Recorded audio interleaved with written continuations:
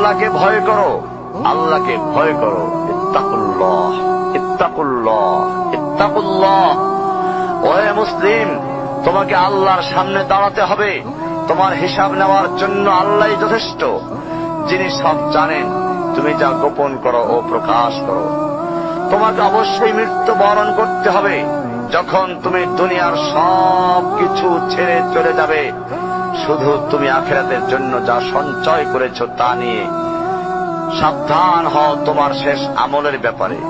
তুমি জানো না কখন তোমার শেষ মুহূর্ত। তুমি কি প্রস্তুত মৃত্যুর জন্য? তুমি কি প্রস্তুত কবরের সওয়াল জবাবের জন্য? তুমি কি প্রস্তুত ভয়াবহ কিয়ামতের জন্য, হাসরের ময়দানের জন্য, হিসাব নিকাশের জন্য, আল্লাহকে জবাব দেওয়ার জন্য, মিজানের জন্য? তুমি কি প্রস্তুত চুলের চাইতে সূক্ষ্ম, তরবারির চাইতে ধারালো পুলসিরাতকে পাড়ি দেওয়ার জন্য?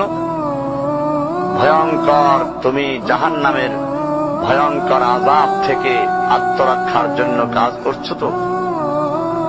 যার ইন্ধন মানুষ এবং পাথর, যার আগুন ভয়ঙ্কর উত্তাপ সম্পন্ন কালো বর্ণের, যা হৃদয় পর্যন্ত জ্বালিয়ে দেবে, এমন উত্তপ্ত পানি যা নাড়ি ভুঁড়িকে বের করে দিবে। রয়েছে খাবারে হিসাবে জাক্কুম ও গলিত পুজ।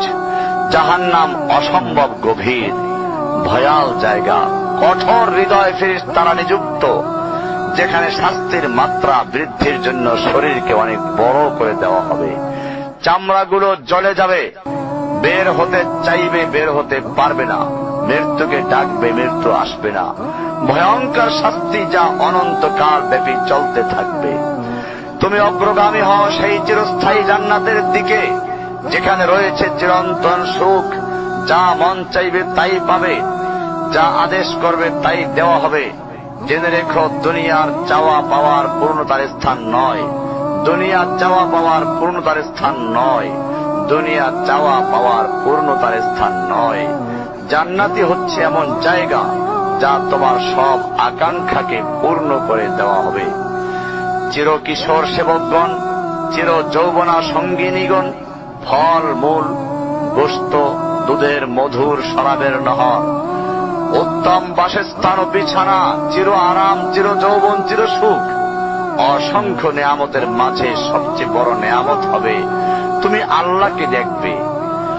শুধু তোমাকে এটা বলাই যথেষ্ট মনে করছি, সবচেয়ে কম মর্যাদার যে জান্নাত লাভ করবে তা হবে দুনিয়ার 10টির সমান। সুতরাং হে মুসলিম, হে ভাই, আল্লাহ তোমার প্রতি রহম করুন।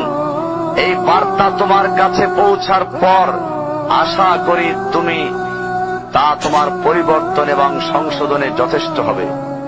গতানুগতিক চিঠি হিসেবে নিও না আমার এই পত্রকে, ফেলে দিও না।